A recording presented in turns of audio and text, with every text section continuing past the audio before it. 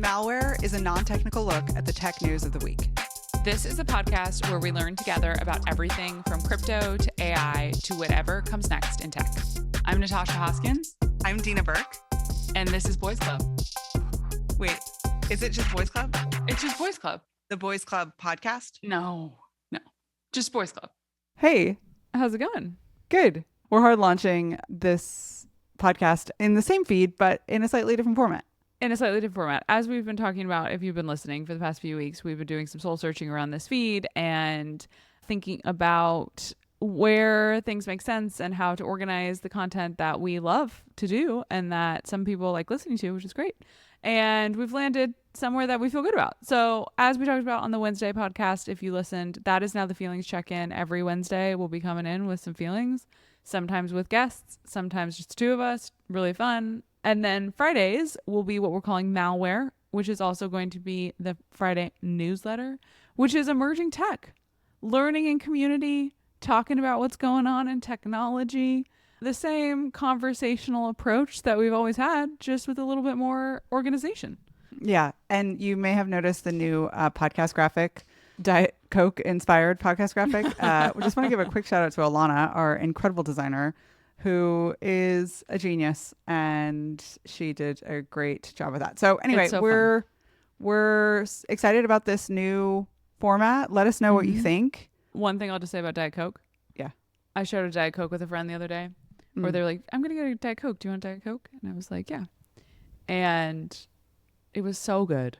It was so delicious. And this person is a man, and they were like, what's the deal? Like, what's the deal with the Diet Coke thing?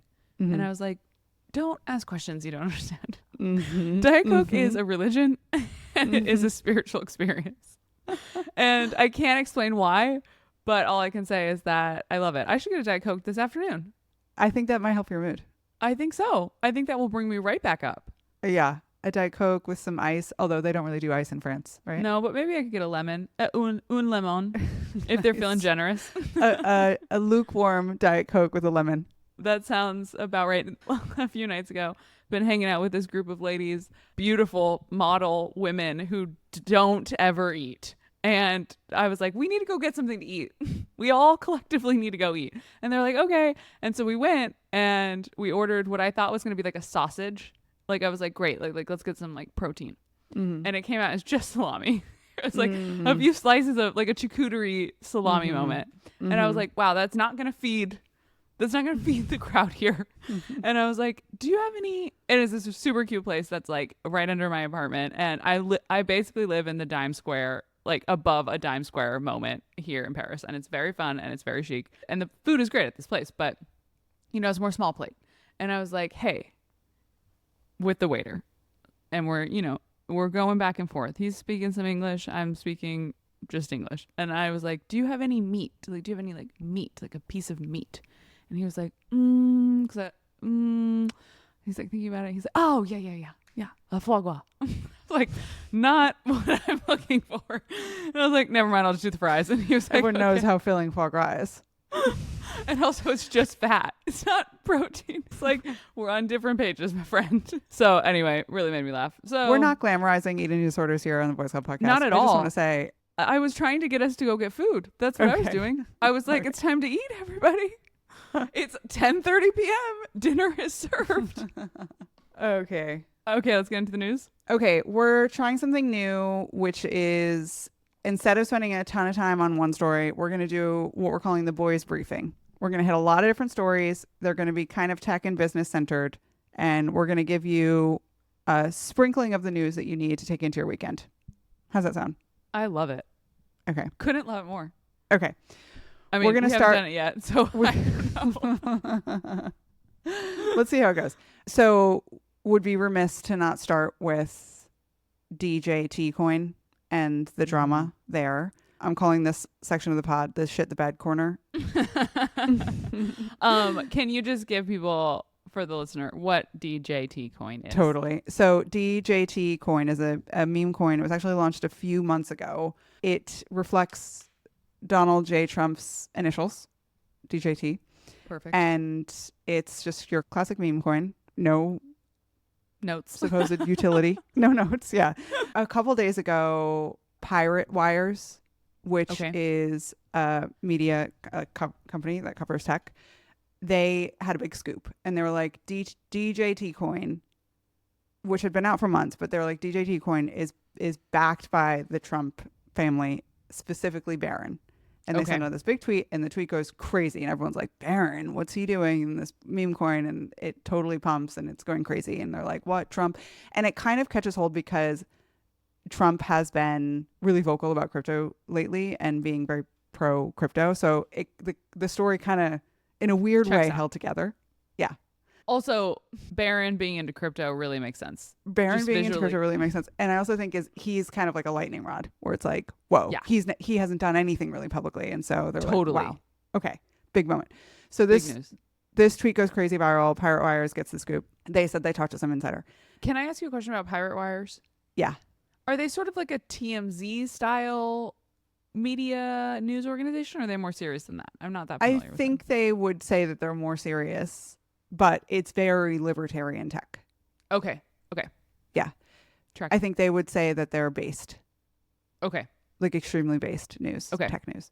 So that goes crazy viral. Then there's this research firm called Arcam, and they were like, this seems weird. We're going to offer a bounty, $150,000 bounty to Whoa. anyone who could prove the identity of the meme coin's creator. So they were basically like, we want to know what's going on here. Here's a bounty.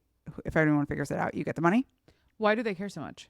I think it's like probably a good marketing moment for them, I would guess. Okay. As a research firm, to be Great. like, we figured out the DJT thing. It's Okay.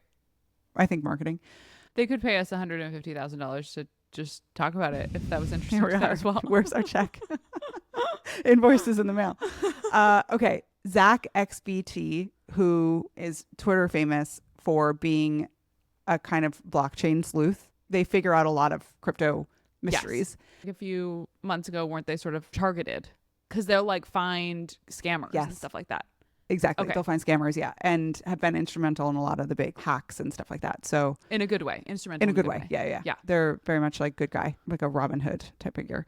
And they figured out that it was Martin Shkreli who was the originator. And how they figured it out was basically like they tracked some wallets and they were like, the funds are basically going to this wallet, and this wallet has also been used by this other thing, which was a Martin Shkreli Wow. project. Yeah. Wow. Nightmare blunt rotation. Martin Shkreli, Byron, Donald Trump. Honestly, it's totally. Couldn't get And any also, worse. all roads lead back to Martin Shkreli I lately. know. What is that? I don't know. Man. It's really the worst because for folks who don't know, he was involved in the Pleaser DAO Wu-Tang story of last week. You know what I think it is? I think he just inserts himself into these stories. Like, I think he's just Yeah. really good at It's a different type of pick-me energy. Yeah, totally. Okay, so last night he did a Twitter Spaces and he was like, yes, it was me who created Okay. DJT. Barron is in on it. He's in it with me, and he's gonna say he's in it with me too, but he hasn't said that yet, and no one from the Trump family has said anything yet. And so now everyone's like, you are just so full of shit. I really want to hear your opinion on it, but I'm curious how much trading volume is there on DJT? DJT, it's up 70%. 24-hour trading volume, 186 million. Wow. Okay. There's a lot of money in circulation around DJT. Couldn't be me making money on it, but someone's making money on it. Do you think Barron is involved, or do you think Shkreli is full of shit? I think Shkreli's full of shit. Really? Oh, Yeah. I have a different take. Oh, I have a different take. what's your take? I think that Barron is involved. I could see Shkreli getting in touch with him, them just two bitches just telling each other exactly, and then Totally. launching this and like not really having anything to do with the token, but being like, yeah, we should do it, like whatever. Yeah, yeah, and then it happens, and then Trump's campaign manager is immediately going to want to shut that down and say, do not say anything. Totally. I mean, the SEC is just like taking notes. And then his handler has locked him in his bedroom. And that's probably what's happening. And Yeah, I can Shkreli's see that. frantically calling him, being like, dude, you said. Yeah. I don't know what's worse. Either way, it's just a way to rip off retail investors. Totally. So don't buy it is what I would say to anyone listening. Okay, so that's DJT. What's cry? I see this on the notes. Okay, next story here, cry. This is a really quick hit here. Someone made a meme coin on the back of the news of Justin Timberlake's DWI arrest. And there's really not much of a story around that except for it exists. And honestly, it's like any pop culture moment from now on, we're making meme coins about it. The one thing here that I did see is that his world tour tickets are now going for $11. Oh, I know. gosh. What's Cry trading at? It would be so great if Cry was trading at more. Cry didn't seem like it was making much of a dent. And this is going to ruin the tour, the world tour. It's going to ruin the world tour. The world tour is ruined. Next story. We're moving on from shit the bed corner to NVIDIA. The exact opposite of shit the bed corner. Whatever the opposite is of shit the bed corner is what this story is for NVIDIA. Now is, as of Tuesday, the world's most valuable company. Wow. Chip maker. They make the chips that everything runs on now at this point. But the reason that they are so highly valued now is because all the AI companies are using NVIDIA chips for their computing power. And they took Microsoft out from the top spot. I'm listening to an Acquired podcast about the Microsoft story, and it's pretty interesting, actually. It's not as interesting as the Acquired episode about Starbucks. If anyone's listening, that is the podcast to listen to right now. Not this one. Not this one. Turn it off and go to the Acquired Starbucks episode. So what's funny about the NVIDIA story is the chips are really valuable, and NVIDIA is this insanely valuable company, and that's like kind of the infrastructure for AI. Meanwhile, Ilya Sutskever, do you remember that name? Yep. One of the original founders who left, right? Exactly. He was on the security team. He recently left OpenAI, very high profile figure left, and this week he announced his new AI startup. And the sort of difference is that he's building safe AI. And he like did this whole thread that he was like, I'm on my own now and I'm doing safe AI and we're building like a high trust team. You know the meme where there's two people fighting and then there's someone in the back like smoking a bowl? Yeah.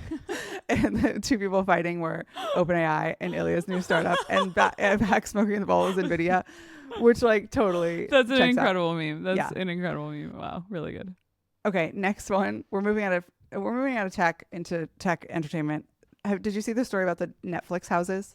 I haven't. I have not. We're back to the Sour Patch Kid. We're house. back to the Sour Patch Kids. So for the listener, I have a Trauma. that has been shared on this podcast before. When I had a job where I was working in marketing, and I got one of my clients was Sour Patch Kids, and they were doing these things called patch houses, and I was working on the patch house team, and they're basically like houses that they set up around the country, and they had musicians come and stay in the houses, and there was bowls of Sour Patch Kids that were out, and it was like Sour Patch Kids styled, Like genuine actual homes that Sour Homes. Patch Kid had rented or bought or whatever, and yeah. just had people coming through for the content of potentially eating some Sour Patch Kids in it. Yeah. So Netflix is taking the playbook. Exactly. So Netflix houses, they're creating these pop-up experiential centers is what they're calling them. So they're opening one in Dallas. They're opening one in Pennsylvania. 2 hotspots. Oh my gosh. Dallas and Pennsylvania, sign me up immediately to go to the Bridgerton home. And basically they're going to be like little mini, not theme park, that implies I think a ride, but there's going to be a Bridgerton shopping center and full A shopping experiential. center. What are the shows that they're doing? They said Bridgerton, Stranger Things, and Squid Game. Oh my God. Okay, so this reminds me of the bathhouse in Flatiron. Shout out, amazing spot if you're ever in New York for a spa day. Right near it. Every time I walk to the bathhouse, I have to pass the Harry Potter world experience in Flatiron, which I've never read any of the Harry Potters. I've never seen any of the books. Don't come at me. It's not for me. Maybe one day I will do that, but like it's just not in the. It just hasn't been in the No cards. worries. No worries. It's all good. That's never how people respond. That's the only time anyone's ever responded like that. And it's so jarring. It's jarring to me to see it's Disney adult adjacent because it's adults, and they're sitting there, and all it is commerce. That's all that it is. Different version of commerce, and it's giving that. That's what it's giving. The Harry Potter world experience in Flatiron, but Netflix house in Dallas is absolutely something I will never ever You couldn't pay me to do it. Also, like the Bridgerton house in Dallas. Yeah. I don't know. There's some cognitive dissonance that I'm experiencing around those two words, those two phrases being the same. Did you finish Bridgerton? No, I'm still at season 2. I'm moving really slow through it. Okay. I'm really enjoying it. I'm getting to the point that the sexual tension has really been building between these two characters to the point where I'm like, I don't even know if I want them to be together. Give it up. It's not going to work, I don't think. So anyway, I really didn't like the first season. I'm liking the second season more. So I don't know. Third season I've heard is very, very good. But very, very good, I think, is a stretch. But it's totally very, very watchable. good for what it is. Right. So I just finished the third season. I do want to tell you about this tweet that I have because I don't have the guts to send it yet, but it is contextual to what we're talking about here, and there's a tech angle. So I do think it's appropriate to talk about here. So in the third, spoiler alert, if you haven't watched the third series of Bridgerton and you want to, maybe just fast forward. Pause finish the series and come back. So do you mind if I spoil it for you? No, I kind of have like the contours. It's just one part of it. So there's a polyamory subplot. Oh my gosh. Yeah. That's scandalous. One thing that I've been pretty aware of is like, I'm 2 seasons in and it's very heteronormative. Like it's totally heteronormative. There's no queerness anywhere to be found. It's kind of surprising in 2024. There's not like one closeted character. Usually there's one. I think there is, but it gets revealed. But anyway, there's a polyamory, and there's queer notes in this story. Yeah. In the polyamory story, but it's really a polyamory story. And okay, so do you know who Ayala is? I don't know. I don't think so. She's a sex worker. She's very open. She goes viral all the time for in real life. Yeah. On Bridgerton. No, she's not a Bridgerton character. She's I a thought real you were person. talking about like the one woman in Bridgerton. Oh, no. Her name, Ayala. She's on Twitter. You've definitely seen. She's very problematic. So the reason I haven't sent this tweet is because there's so much stuff around her and her persona that are like, you don't want to go anywhere near. Okay. And it's not the sex work. The sex work is the tamest thing about her. Oh my gosh. Wow. She's so based. She's one of those people that's so based. It's like the other side. Oh, I think I've liked some of her tweets before. The most recent one was the fluffer chart. Okay, I haven't seen that. Yes, you have. We joked about it. She does a lot of like data and sex stuff. You did not. I've not seen this. That whole joke about the fluffer. Do you remember this? No. Okay. I don't think this was me. I think this was someone else. And okay, it might have been Parker, but I'll send you it. Okay. I'm dying. Well, to now see. if you don't know who she is, I don't know that I can explain the story. But anyway, the amount of explanation that this tweet is requiring makes me feel like it's not going to be a winner. The tweet that I'm working on is season 4 casting announcement. This character who had the polyamory subplot is Ayala gets cast on season 4, and she's put opposite this character who had the polyamory subplot. It's a really roundabout. Oh, that's the tweet. That's the tweet. Yeah. That's very funny. But very, very, very niche. I think the quite niche. Overlap of Bridgerton fans and Ayala. I think it's 3 to 4 people. Maybe we'll just send it and see where we get to. Yeah, it might be one of those things that goes viral. You know, you never know. You never know. Okay, last story here. We have to end with the Ayn Ban. Oh my God, incredible news. I don't actually know what's going on that much. I just seen the like memes and tweets about it. So I'm the memes happy and the to be tweets are incredible. So shout out to our Gen Z intern Stephanie who flagged the story for us. She's like urgent news. One tweet here: Jesus died for our sins. Basically, they're suspending their online sales, and that's it. That's all. That's the full story. Do you know why? I do. There was a 2022 ban on the sale of all flavored tobacco, and the company that makes Ins received a subpoena from DC basically about this, and they're like, okay, we'll just like stop the online sales. My understanding is that they're still being sold in stores, so it's really not that big of a hit. But so like bodegas can still buy and resell them. It's just like you can't buy it online. I believe so. Yeah, that's my understanding. Okay, so that's really not a big deal whatsoever. It's not a big deal. It's not a big deal. The memes are much better about it. But I do want you to guess how much Philip Morris bought. I'm so sorry, but I do have your notes open here, so I can't guess. How much Philip Morris bought the original maker of Zins for in 2022? $16 billion. Wow. That's that. How does Philip Morris still have that much money? I don't know, but that's like addiction business money. That is addiction business money for sure. That's casino gambling addict vibes. That money feels really bad. Really dirty. That's dirty, dirty, dirty money. Yeah, that's tough. That's really tough. All right, that's it. That's the briefing. There it is. Thanks for listening. See you next week. And I hope you like malware. Let us know.